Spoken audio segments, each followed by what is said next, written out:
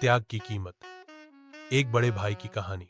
एक छोटे से गांव में, जहां सूरज की पहली किरणें मिट्टी की झोपड़ियों पर पड़ती थीं, साहिल नाम का एक युवक रहता था। वह अपने घर का सबसे बड़ा बेटा था और उसके कंधे पर उम्र से कहीं बड़ा बोझ था। साहिल के दो छोटे भाई थे, राहुल और अमित, जो अभी स्कूल जाने की उम्र के थे, और एक बड़ी बहन, कमला, जिसकी शादी की चिंता हमेशा माँ बाप के चेहरे पर दिखती थी। पिता, जो कभी परिवार की मजबूत रीढ़ थे, अब बीमारी के कारण बिस्तर पर पड़े रहते थे। कमाई का सारा भार अचानक साहिल के नाजुक कंधों पर आ पड़ा था। साहिल सिर्फ 18 साल का था। वह उम्र जब युवा अपने सपनों की उड़ान भरना चाहते हैं, लेकिन साहिल के हिस्से में सिर्फ जिम्मेदारी आई थी। उसने अपनी पढ़ाई छोड़ दी थी और दिन रात एक कर देता था। खेतों में मजदूरी करना, शहर जाकर दिहाड़ी पर काम ढूंढना या गांव के सेठ से थोड़ा बहुत कर्ज लेना। साहिल हर संभव कोशिश करता ताकि उसके छोटे भाई पढ़ सकें और बहन की शादी अच्छे से हो जाए। दीदी की शादी होगी और राहुल, अमित बड़े साहब बनेंगे, वह अक्सर खुद से कहता। उसकी आंखों में एक अजीब सी चमक थी, एक ऐसा सपना जो उसके अपने भविष्य से ज्यादा अपने परिवार के भविष्य के लिए था। उसने अपनी हर जवानी खपा दी थी उस सपने को सच करने में। फटे पुराने कपड़े, भूखे पेट सोना और सर्दी गर्मी की परवाह न करना, ये सब उसकी दिनचर्या का हिस्सा बन गए थे। वर्षों बीत गए। साहिल ने एक एक पाई जोड़ी, खून पसीना बहाया और अंततः बड़ी बहन कमला की शादी बहुत धूमधाम से करवाई। गांव के लोग उसकी तारीफ करते नहीं थकते थे। साहिल जैसा बेटा भगवान हर किसी को दे। साहिल के चेहरे पर संतोष था, पर मन ही मन वह जानता था कि इस खुशी की कीमत उसकी अपनी जवानी से चुकाई गई है। बहन के विदा होने के बाद उसका पूरा ध्यान अपने भाइयों पर केंद्रित हो गया।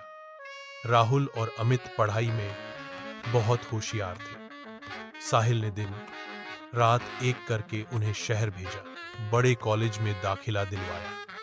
वह खुद गांव में रहकर पत्थर तोड़ता, बोझ ढोता और अपने हिस्से की रोटी भी बचाकर उनके लिए भेजता था। जब राहुल और अमित छुट्टियों में घर आते तो साहिल को देखकर उनका सीना गर्व से चौड़ा हो जाता। उन्हें अपने बड़े भाई पर नाज था, लेकिन वे शायद यह नहीं समझ पा रहे थे कि इस पढ़ाई की कीमत साहिल ने अपने सपनों और जवानी को बेचकर चुकाई है। समय का पहिया तेजी से घूमा। राहुल और अमित अपनी पढ़ाई पूरी कर बड़े शहरों में अच्छी नौकरी पर लग गए। उनके पास शानदार बंगले थे, महंगी गाड़ियां थीं और एक खुशहाल परिवार। वे गांव में साहिल से मिलने कभी कभार ही आते, और जब आते तो कुछ लिफाफे में पैसे थमाकर लौट जाते। उनकी बातें अब बड़े बड़े प्रोजेक्ट्स, शेयर बाजार और विदेशी दौरों की होती थीं, जिनमें साहिल का कोई स्थान नहीं था। इधर साहिल का शरीर थक चुका था। 40 की दहलीज पार करते करते उसके माथे पर उम्र से पहले की झुर्रियां पड़ गई थीं। आंखों की रोशनी कम हो गई थी और शरीर में ताकत नहीं बची थी जो कभी पहाड़ उठा सकती थी। पिता स्वर्ग सिधार चुके थे और साहिल अब उस पुराने टूटे फूटे घर में अकेला रहता था। उसने खुद के लिए कुछ नहीं बचाया था, न धन, न भविष्य, न परिवार। उसकी उम्र निकल गई थी अपने भाइयों और बहन के लिए। जब कभी राहुल या अमित फोन करते तो बस औपचारिकता निभाते। भाई जी, सब ठीक है ना? कोई जरूरत हो तो बताना। लेकिन उन्हें कभी नहीं लगा कि साहिल को वाकई उनकी जरूरत है।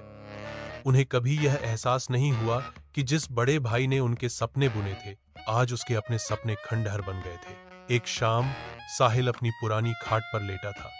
बाहर बारिश हो रही थी और ठंडी हवा खिड़की से अंदर आ रही थी। उसे अपनी जवानी के वे दिन याद आए जब वह खेतों में काम करते हुए अपने भाइयों के भविष्य के सपने देखता था।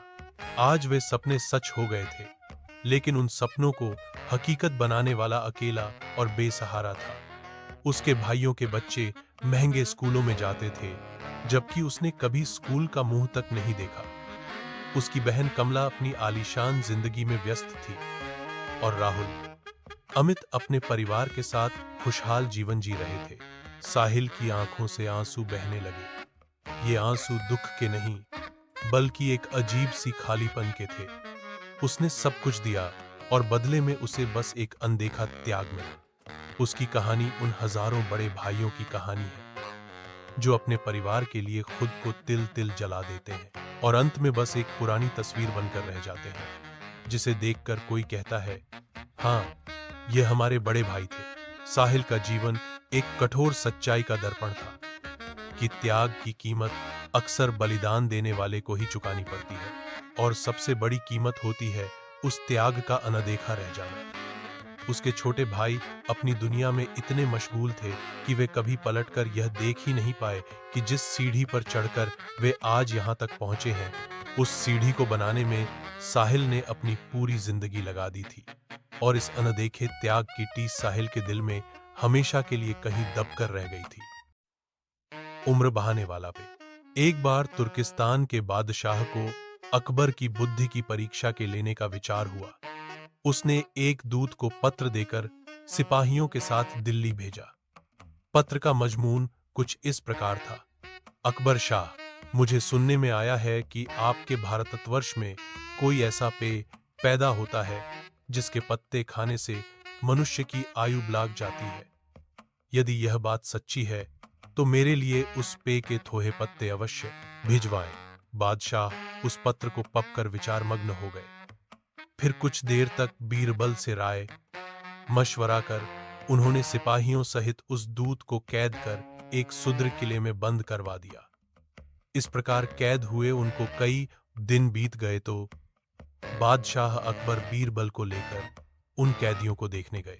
बादशाह को देखकर उनको अपने मुक्त होने की आशा हुई, परंतु यह बात निर्मूल थी।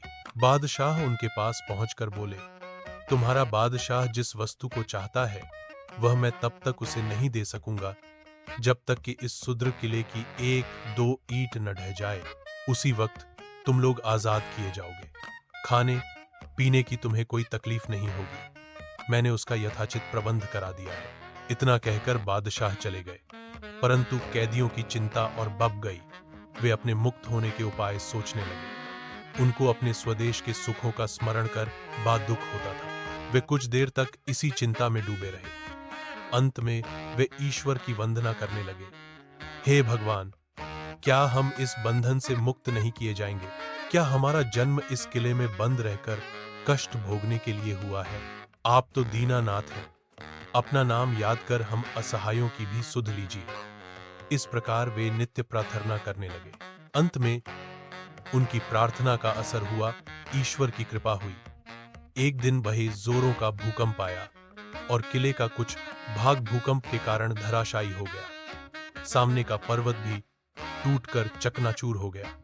इस घटना के पश्चात दूत ने बादशाह के पास किला टूटने की सूचना भेजी। बादशाह को अपनी कही हुई बात याद आ गई, इसलिए उन्होंने दूत को उसके साथियों सहित दरबार में बुलाकर बोले, आपको अपने बादशाह का आशय विदित होगा और अब उसका उत्तर भी तुमने समझ लिया है।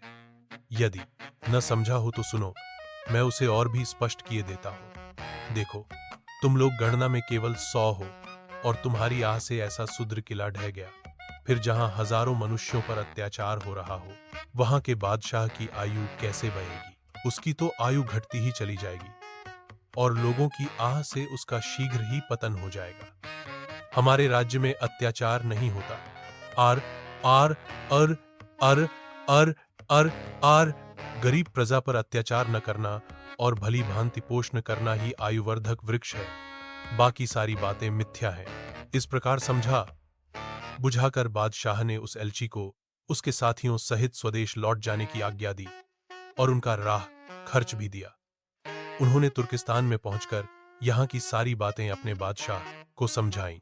अकबर की शिक्षा लेकर बादशाह दरबारियों सहित उनकी भूरी भूरी प्रशंसा करने लगा।